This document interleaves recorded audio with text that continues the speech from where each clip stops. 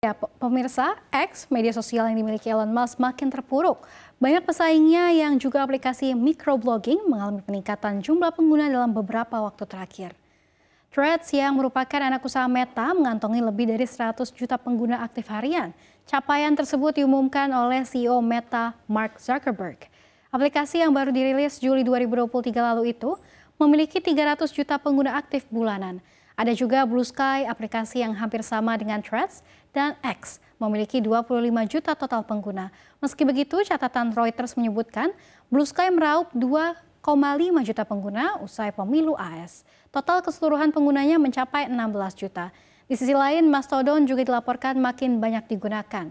Aplikasi itu mengalami peningkatan 47% di iOS dan Android sebanyak 17%. Jumlah keseluruhannya 90.000 pengguna memang masih jauh dari nama besar lain. Penurunan kepopuleran X memang sudah terjadi sejak Elon Musk resmi membeli aplikasi yang dulunya bernama Twitter tahun 2022. Selama masa kampanye pemilu AS, X dan akun resmi Musk kerap dijadikan alat untuk menyebarkan kampanye Trump, namun dukungan ini menjadi bumerang bagi aplikasi.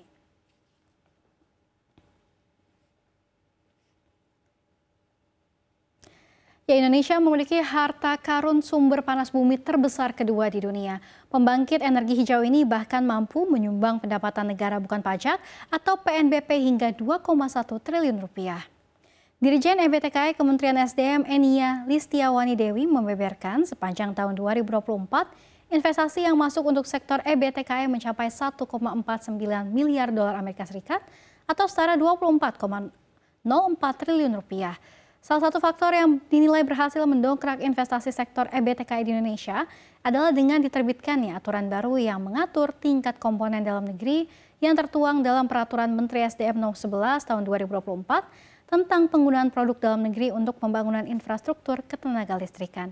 Adapun investasi yang berhasil dicapai dengan adanya permen tersebut mencapai 609 juta dolar Amerika Serikat setara 9,81 triliun rupiah.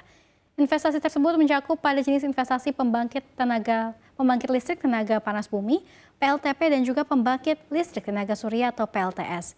Dengan begitu, dia mengungkapkan capaian tersebut merupakan upaya pemerintah untuk mendukung transisi energi di Indonesia dalam 5 tahun ke depan di bawah kepemimpinan Presiden RI Prabowo Subianto.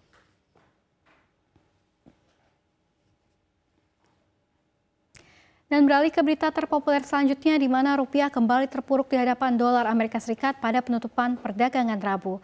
Rupiah melemah hingga 0,16% ke level 16.085 per 1 dolar Amerika Serikat pasca rilis hasil rapat Dewan Gubernur Bank Indonesia RDGBI yang menetapkan suku bunga ditahan pada level 6%.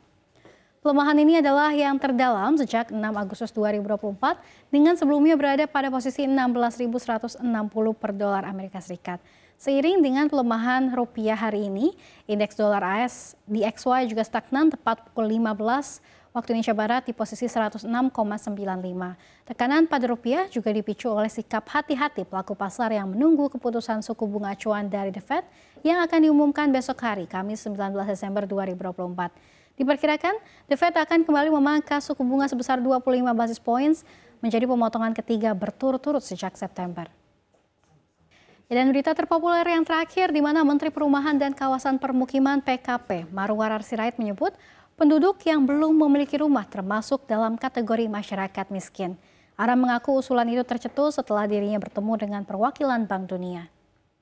Hal itu disampaikan Ara di acara Rapat Koordinasi Nasional Keuangan Daerah dan Penganugerahan APBD Award tahun 2024. Bahkan Ara menyebut berdasarkan Bank Dunia, indikator warga yang kekurangan konsumsi kalori harian sudah dianggap masuk kategori masyarakat miskin. Masih dalam kesempatan yang sama, Ara juga mengusulkan agar tanah hasil sitaan koruptor dijual murah kepada masyarakat yang kurang mampu. Ara mengaku usulan itu telah disampaikannya kepada Presiden Prabowo Subianto untuk dimasukkan dalam program strategis nasional bagi masyarakat berpenghasilan rendah MBR. Ara menerangkan program itu direncanakan akan menyasar MBR yang tersebar di 30 hingga 50 kota di seluruh Indonesia.